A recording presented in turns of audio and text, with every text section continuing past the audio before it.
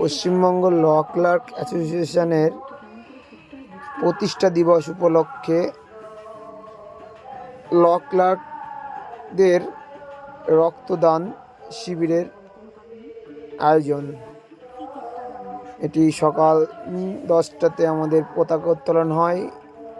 এরপর আমরা সবাই